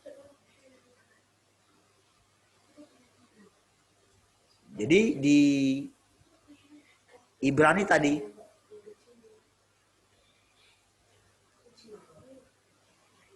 tetapi kamu sudah datang ke Bukit Sion, ke kota Allah yang hidup, Yerusalem surgawi.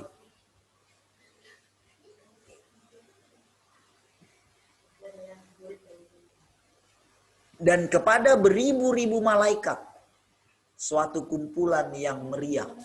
Dijelaskan semua ini, saudara.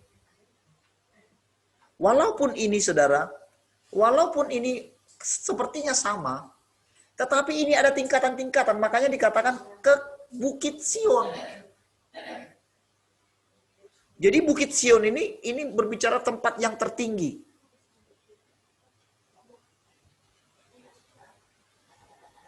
Jadi kenapa dikatakan Bukit Sion? Supaya kita mengerti tempat yang tertinggi.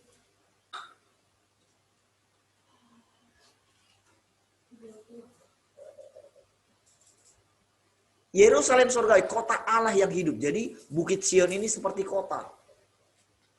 Kota yang melingkar terus gitu kan. Sampai di topnya itu, di puncaknya itu Allah. Itulah Bukit Sion. Itulah tempat kediaman Allah yang sesungguhnya. Lalu dikatakan, setelah dikatakan malaikat-malaikat kan, ada kepada jemaat anak-anak sulung yang namanya terdaftar di sorga. Terdaftar kan? Makanya ketika murid-murid buat mujizat, jangan kamu bangga setan-setan ditunduk, tapi banggalah karena namamu tercatat. Sudah, tercatat saja itu sudah luar biasa.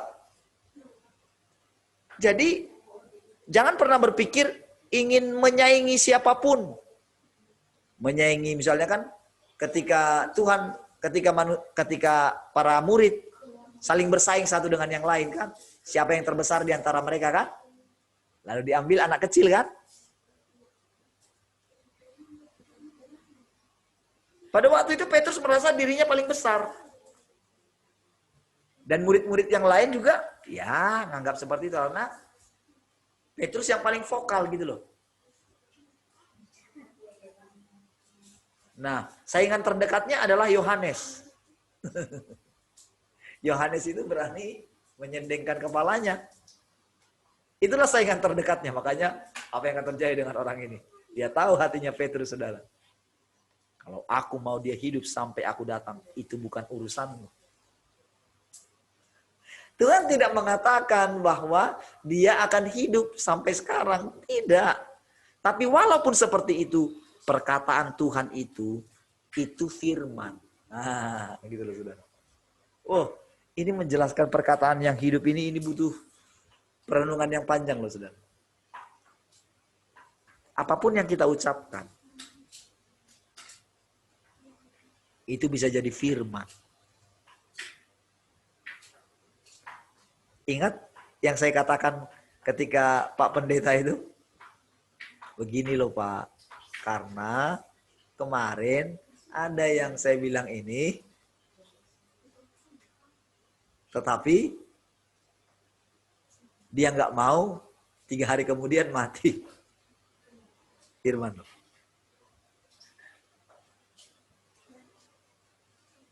Jadi makanya saya undang, Bapak datang.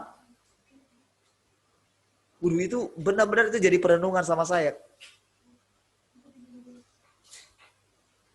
Walaupun benar saudara sudah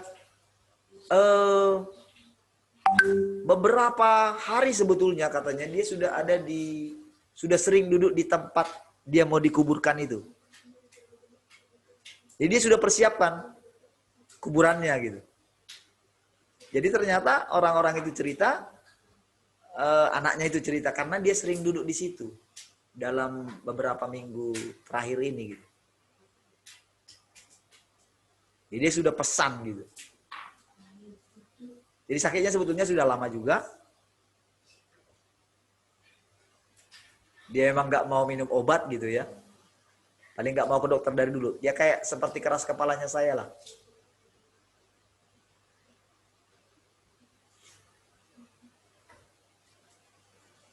Jadi ketika saya lihat dengan takutnya itu saudara, itu memang saya lihat takut sekali menghadapi kematian waktu saya doakan itu. Saya sampai begitu, bisa kayak gitu ya.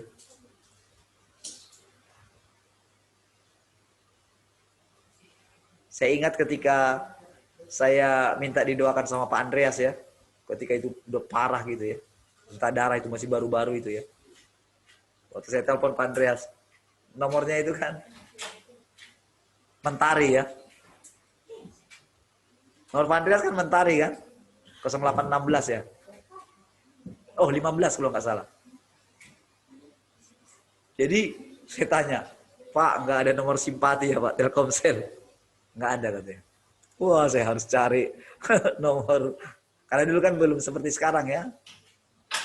Cari. Lalu saya pikirin, aduh. Lalu ketika saya telepon gitu, Pandas bilang begini, susah ya carinya ya. Santai aja deh.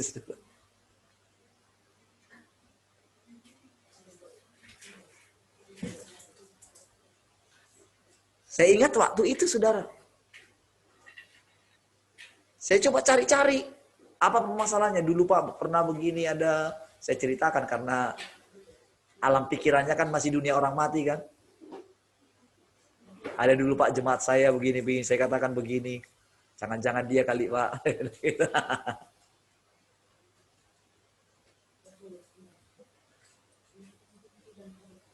Tapi nggak sembuh karena itu saudara. Hanya mengikuti perkataan Tuhan. Saya minumkah? Saya dengar. Minum.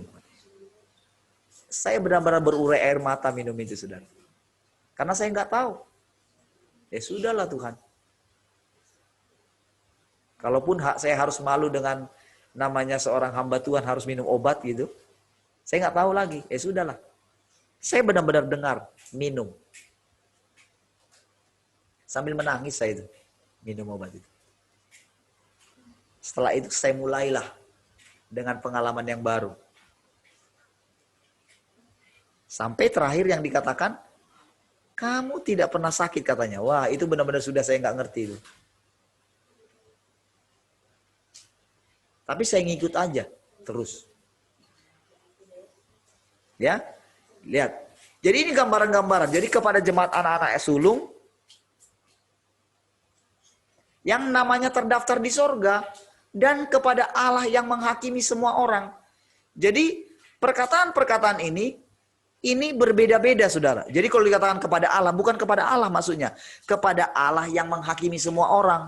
Berbeda dengan yang di atas itu. Jadi kalau dikatakan, kamu sudah datang ke Bukit Sion. Nah itu satu tingkatan. Nah berikutnya ini juga kepada satu tingkatan yang lebih luas lagi. Jadi ketika dikatakan kepada Allah yang menghakimi semua orang. Jadi ketika kita datang sama Tuhan, kita akan mengalami penghakiman gitu loh maksudnya. Jadi jangan menganggap ketika datang sama Tuhan itu ya enak-enak saja gitu kan. Hadirat Tuhan. Inilah yang sedang terjadi, yang kita alami. Yang dihakimi adalah segala niat-niat jahat yang tersembunyi, yang selama ini tersembunyi oleh karena aturan-aturan agamawi. Norma-norma, pelajaran-pelajaran yang bisa menutupi segala niat jahat kita yang tersembunyi. Kepada roh-roh orang-orang benar yang telah menjadi sempurna. Bagaimana roh orang benar itu menjadi sempurna? Dia terpisah dengan dirinya. Menyatu dengan Allah, tidak ada lagi hal-hal dunia ini yang mengikat dia. Atau hal-hal jasmani yang mengikat dia. Makanya yang di samping kanan Tuhan Yesus, yang dikatakan pada hari ini, engkau bersama dengan aku di Firdaus pada hari ini juga. Karena apa? Dia sudah dihukum mati. Hukum mati adalah hukuman yang sangat mengerikan kepada orang yang paling berdosa menurut dunia ini. Sehingga dia nggak punya teman lagi. Mungkin keluarganya pun sudah nggak hitung dia lagi kok. Kita nggak tahu latar belakangnya, bagaimana dulu dia tengah keluarganya, entah dia anak apa gitu ya. Bagaimana penderitaan yang dialami ketika kecil. Kita nggak tahu. Tetapi Tuhan mengatakan, pada hari ini engkau bersama dengan aku. Jadi yang membuat orang menderita di sana, seperti yang saya ceritakan tentang kematian hamba-hamba Tuhan gitu, adalah karena dia masih terikat dengan pelayanannya di bumi gitu loh. Yang membuat dia menderita ketika orang-orang masih memuji-muji dia.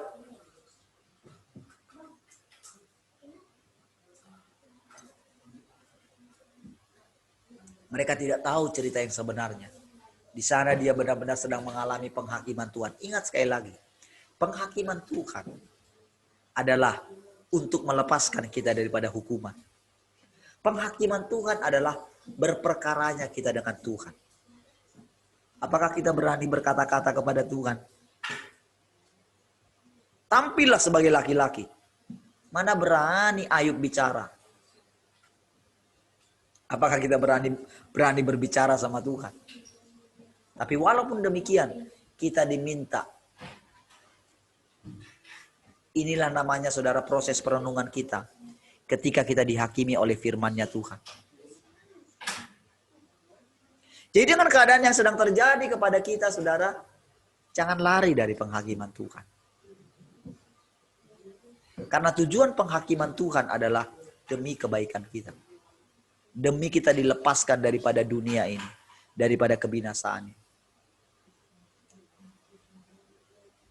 Lalu lihat, jadi kepada roh-roh orang benar yang telah menjadi sempurna ya.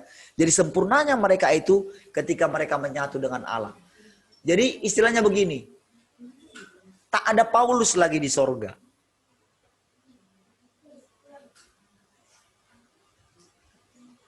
Tak ada Petrus lagi di sorga. Jadi saudara yang dikatakan itu di pintu gerbang, apa segala macam. Itu bukan lagi berbicara mengenai apa yang sudah dilakukan oleh Petrus, Paulus, dan sebagainya. Bukan. Semua itu mengenai pekerjaan Tuhan. Disitulah yang dikatakan terhilang di dalam dia.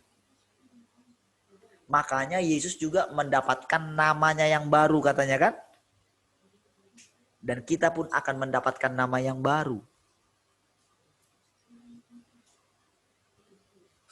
Yang hanya orang itu yang mengetahuinya dan Allah. Jadi kayaknya kita ini kayak dibawa ke dalam satu ruangan. Kita diinterogasi sendiri-sendiri. Tahukah di mana peristiwa itu terjadi?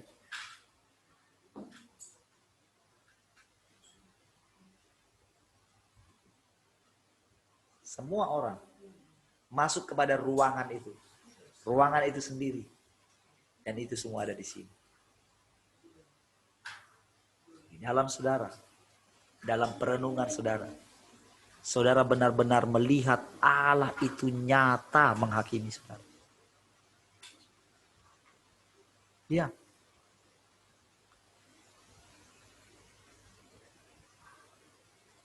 Makanya dikatakan hanya kita sendiri yang tahu. Gak akan nanti ada begini. Siapa dikasih Tuhan namamu? Kita semua terhilang di dalam dia. Wah, itu keren sekali, saudara. Baik. Lalu lihat, kepada Yesus, pengantara perjanjian baru. Kenapa dibeda-bedakan semua? Kenapa lagi ada Yesus di sini?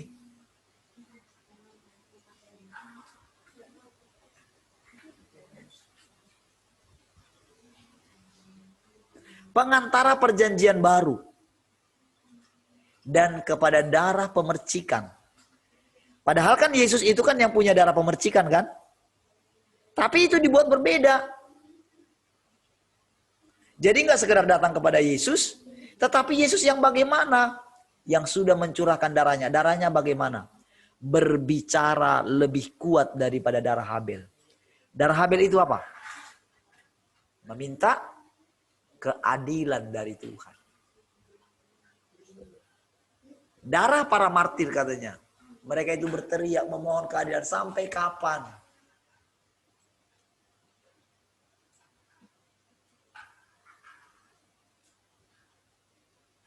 Jadi saudara, sampai di dalam kita ini tidak ada yang namanya nyatakan keadilan-Mu Tuhan.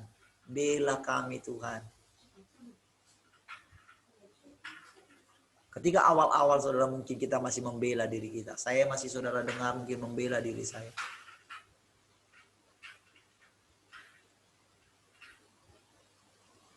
Tetapi semakin lama kita, semakin dalam. Disinilah kita nggak menyalahkan siapapun. Termasuk diri kita secara manusia tidak akan berani menghakimi Lucifer sekalipun. Karena semua ini kita lihat sebagai contoh ketidaktaatan. Supaya kita memiliki takut akan Tuhan. Disinilah namanya kita terhilang di dalam Dia. Semua kita terhilang di dalam Dia.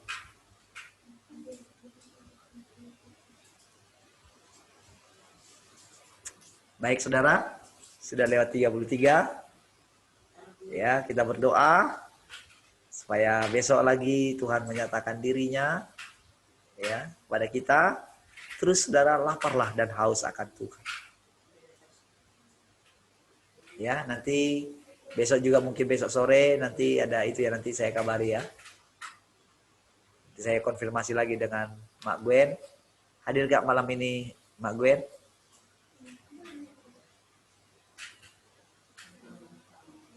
Siapa tahu ada tamu ya, makanya belum ada laporan di sini kalau hadir ya. Jadi besok saya kasih kabar ya. Beberapa orang kita bisa ke sana nanti untuk menyampaikan apa yang kita kumpulkan ya. Sampaikan semua. Ya. Baik saudara. Makasih untuk kehadirannya malam hari ini. Sampai ketemu besok. Mari kita berdoa. Terima kasih Bapa. Tuhan Yesus dan Roh Kudus, Engkau menolong kami semua. Terima kasih buat persekutuan malam hari. Kami berdoa. Besok kami diberikan pencerahan lagi. Apa yang mau Kau sampaikan bagi kami semua. Biarlah firman-Mu adalah perkataan-perkataan yang hidup. Terjadi dalam kami. Terima kasih Bapa. Terima kasih Tuhan Yesus. Sebentar kami juga beristirahat. Kami serahkan istirahat kami sepenuhnya. Kami boleh beristirahat dalam hadirat Allah. Tuhan yang menguduskan kami. Tuhan yang mentahirkan kami. Terima kasih kami istirahat dalam hadirat Allah. Bagimulah segala pujian, hormat, kemuliaan. Dalam nama Tuhan Yesus. Sama-sama kita katakan. Amin.